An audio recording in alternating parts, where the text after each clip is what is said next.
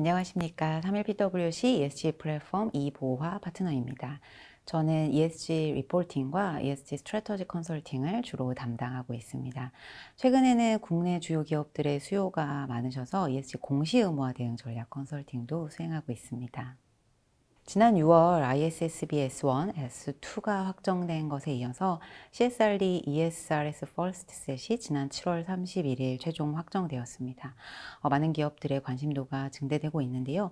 오늘은 이 CSRD ESRS에 대한 이해도를 높이고 ISSB IFRS S1, S2와의 차이는 무엇인지, CSRD 공시 대응을 위해 우리 기업들이 지금 어떤 준비를 하셔야 되는지 말씀드리고자 합니다. 이유는 2017년부터 비재무 정보 공개 지침인 NFRD, Non-Financial Reporting Directive를 시행해 왔습니다. 2019년 이후 그린들이 마련되고 비재무 정보 공시의 중요성이 증대되었고요. 보고 범위 확대나 비교 가능성을 위해서 표준 개정이 요구되었습니다. 특히 과거 NFRD는 Non-Financial Reporting Directive, 말 그대로 비재무로 명명되어 있었습니다.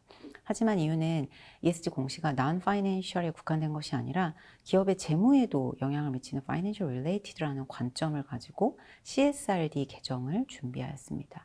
2020년 5월 NFRD 개정 계획을 발표하고 약 3년간 의견 수렴 과정을 거쳤고요. 빅3 공시 기준에서 가장 복잡하고 광범위한 ESRS가 최종 확정되게 됩니다. CSRD 공시 대상은 여러 요건으로 구분됩니다. 이 중 우리나라의 경우에는 EU 소재 종속 기업이 대기업에 해당되는지 혹은 EU 역내 매출액이 어느 정도인지에 따라서 공시 의무가 생기게 됩니다. EU에 상장하면 FY24년 데이터를 바로 공시해야 하는 대상이 되는 것인가? 라고 일단 생각하실 수 있는데요. 레귤레이티드 마켓 상장 기업만 해당되기 때문에 이 카테고리에 해당되는 우리나라 기업은 사실 매우 극소수에 불과합니다. 오히려 상장을 하지 않으셨더라 하더라도 조건을 충족하는 비상장 기업도 공시 의무화 대상이 되기 때문에 이 기준들을 보다 더 정확하게 알아야 합니다. 먼저 총 자산 2천만 유로, 약 290억 정도 되고요. 순 매출액 약 4천만 유로 이상, 약 584억 원 정도 이상의 매출이 발생하거나 직원 수가 250명 이상, 이 세 가지 기준 중에 2개 이상이 해당되면 대기업으로 분류가 되고요. 해당 기업은 FY25년 데이터를 FY26년에 공시하여야 하는 의무가 생기게 됩니다. non-EU 기업이라고 할지라도 총 매출액이 4천만 유로 이상인 지점, 종속 기업을 보유하거나 EU 역내 총 매출액이 1억 5천만 유로, 약 2,190억 원 이상일 경우에는 글로벌 전체 연결 기준으로 보고를 하셔야 합니다. 유럽에 진출한 한국 기업들이 사실상 여기에 해당이 많이 되는 상태고요. non-EU 기업들을 위한 공시 기준은 내년에 나올 세컨셋에서 보다 더 자세히 다룰 예정이기 때문에 지속적인 트래킹이 필요합니다. CSRD 공시를 위해서는 공시를 위한 기준서인 ESRS 공시 기준에 대한 이해가 필요합니다. ESRS First Set은 공통기준 2개와 토픽별 총 10개의 기준서로 구성되어 있습니다.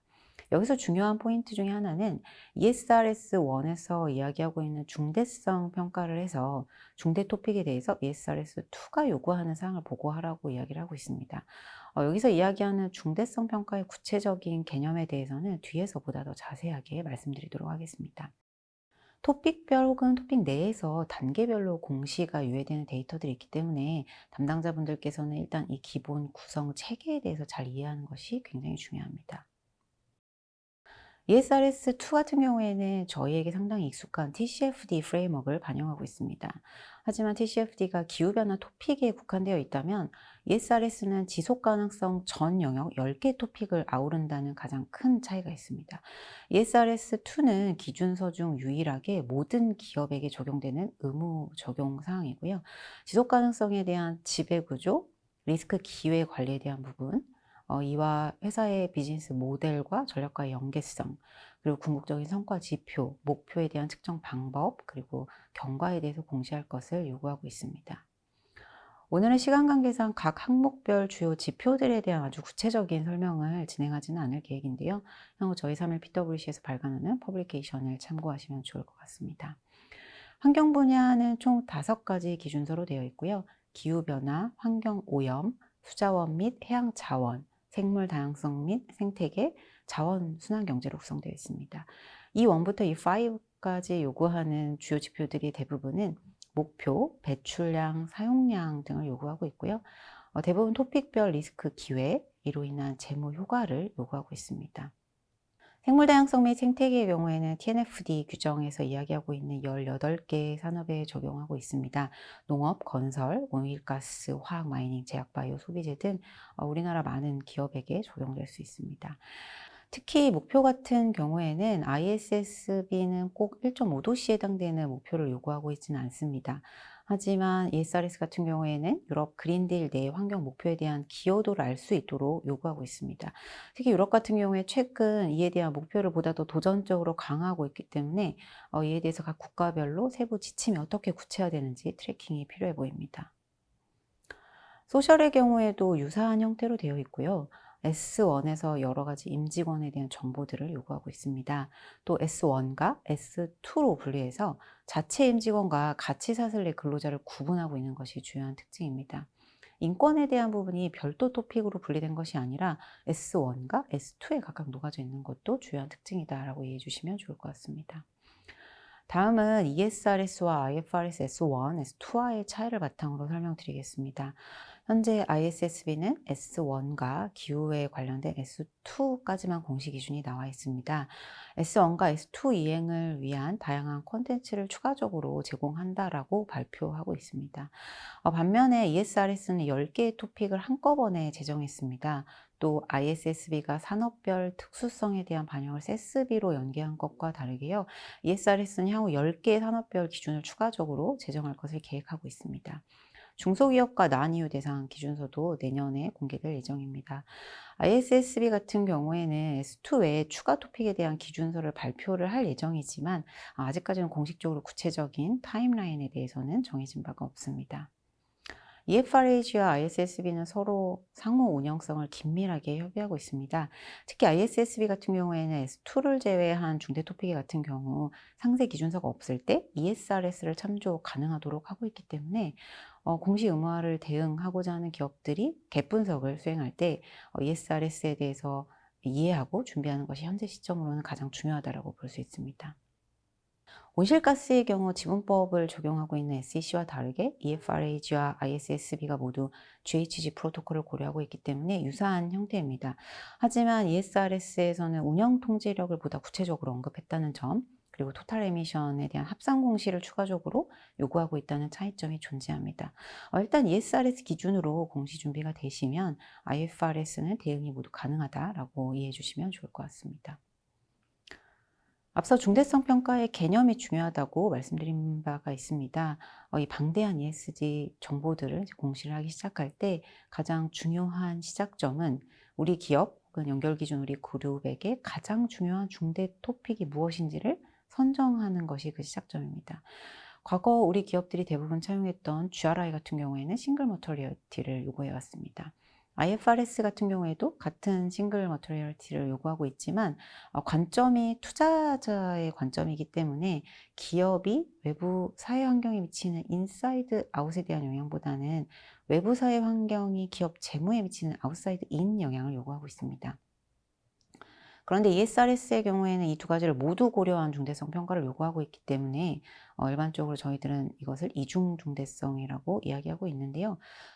여기서 문제는 많은 우리나라 기업들이 최근에 이중중대성 평가를 도입했다라고 이야기하고 있습니다. 하지만 인사이드 아웃, 아웃사이드 인에 대한 영향 정도에 대한 평가 방법론이 그 ESRS가 이야기하고 있었던 그런 형태가 아니었습니다. 특히 아웃사이드 인에 대한 방법론 같은 경우에는 ESRS에서도 계속해서 수정이 되고 있기 때문에 아직까지 우리나라 기업에서 ESRS 기준을 제대로 적용해서 이중중대성 평가를 수행한 기업은 없다라고 봐야 됩니다. 그래서 현재 중대성 평가 프로세스에 대한 고도화는 전반적으로 대부분의 기업들에게 필요한 시점입니다. 다행스럽게도 ESRS가 여러 의견 수렴을 거쳐서 7월 최종 확정안에서 기업들의 공시 부담을 많이 완화하고자 했습니다. 모든 기업들이 가장 어려워했던 환경 관련 예상 재무 효과 등에 대해서 유예를 해주었고요.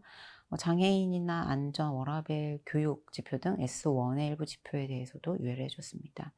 특히 직원 수가 750명 이하인 기업들을 대상으로 스콥3 배출량을 유예해준다거나 S1에 대한 부분을 1년 유예했고요. 그 외 2년 유예를 한 토픽들도 있습니다. 초기에는 E1과 S1이 의무 공시 대상이었는데 이를 자발적 공시로 전환하기도 했습니다.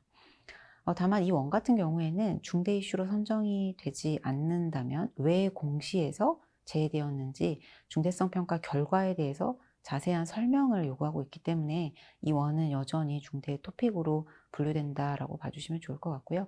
회사의 중대성 평가를 어떻게 관리하는지가 매우 중요합니다. 생물 다양성이나 비고용 인력 관련 데이터들에 대해서도 자발적 공시 등으로 전환된 부분들이 있기 때문에 기업들은 약 40에서 60% 정도 데이터 포인트가 축소되었고요.